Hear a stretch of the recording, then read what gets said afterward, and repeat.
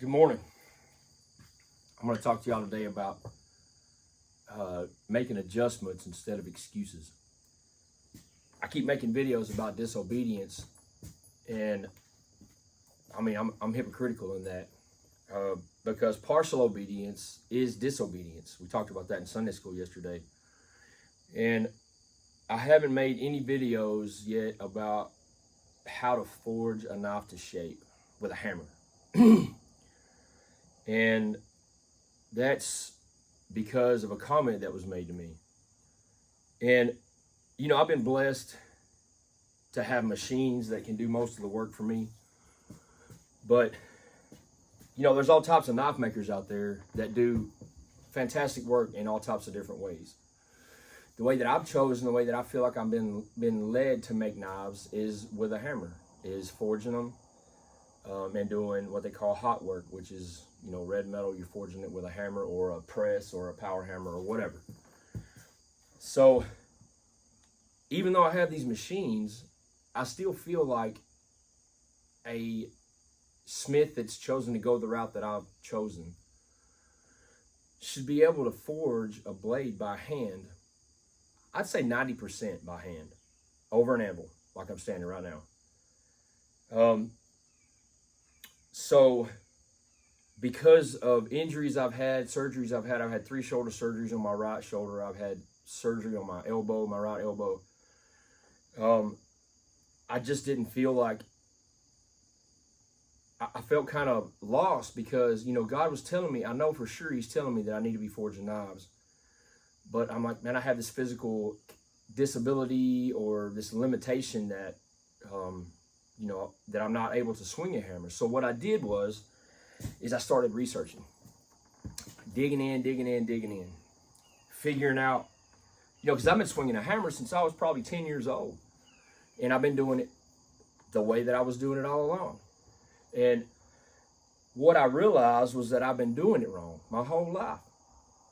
So I started researching like biomechanics of hammer swings, the physical, what it takes, what it does on your body, like what you have to do to get the proper inertia, right? And how you can use the inertial kickback from the hammer blow to rebound the hammer up in the air. And there's a whole lot of science that goes into hammer swings, because there's guys that spent swinging hammers 70 years, or longer than that. I don't know how old the oldest guy is that's ever swung a hammer, but there's been people that's been doing it all their life, is what I'm trying to say. People that have done anvil work their whole life and they don't have shoulder injuries or elbow injuries. So I started thinking, man, there's got to be a way. There's got to be a better way. So what I realized was that anvil height makes a difference. The type of hammer that you swing makes a difference. How you hold the hammer in your hand makes a difference. All these things add up to a better way. I talked about that in a previous video. The way we've always done it don't necessarily work right. So once I got all that information, I started to put it together, and I started realizing that I've been doing this wrong. Like, I haven't been approaching the science of hammer swinging correctly. Now, it even comes down, like I said, to the type of hammer that you swing. Now, there's a guy in Israel, his name's Yuri Hoffe. He's invented this hammer. And this guy's, he's an old timer, and he's been swinging hammers all his life. Now, I don't have the money to get one of his hammers, but, so I'm going to try to attempt to make one. And he also talks about how to hold the hammer. And I've been holding it like this, fist balled up, just like this. And what that does is that puts strain on my elbow and my shoulder. Well, what he teaches is to let the hammer go. Like, hold it like in between your forefinger and your thumb. So it looks like this. Like there's no force on my elbow or my shoulder, and the hammer's doing the work. That's a rebound. That's the inertial kickback that I was talking about. I don't even have, like, my whole hand's not even on there. There's no strain at all on my joints, right? And I know that y'all might not have been able to hear me over the hammer swings, but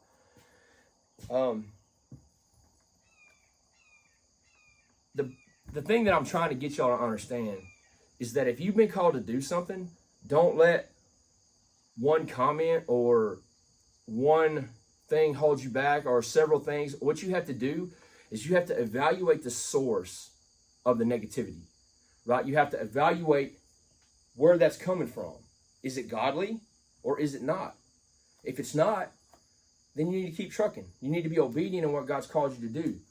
And you need to figure out a way. But you can't do that alone. You got to be in prayer about it. You have to let the Holy Spirit lead you in the way that He wants you to do it. See, they say, I hear a lot of people say that God will never give you more than you can handle. But that's not true. God will give you what you need to turn to Him. And that's what I had to do in this situation because I couldn't figure it out on my own. I had to turn to Him and say, hey, God, I need you to show me these things. So these things started popping up in my life. Like I never even heard of Uri Hoppy until a month ago. So I just want y'all to understand that if God has called you to do something, whether you understand how it's going to happen or not, there's a way. The only way is Jesus. Once you develop a relationship where y'all can communicate with Holy Spirit and He's present in your life, there's not anything you can't do. So I encourage y'all, again, you need to make adjustments, not excuses. Love you guys.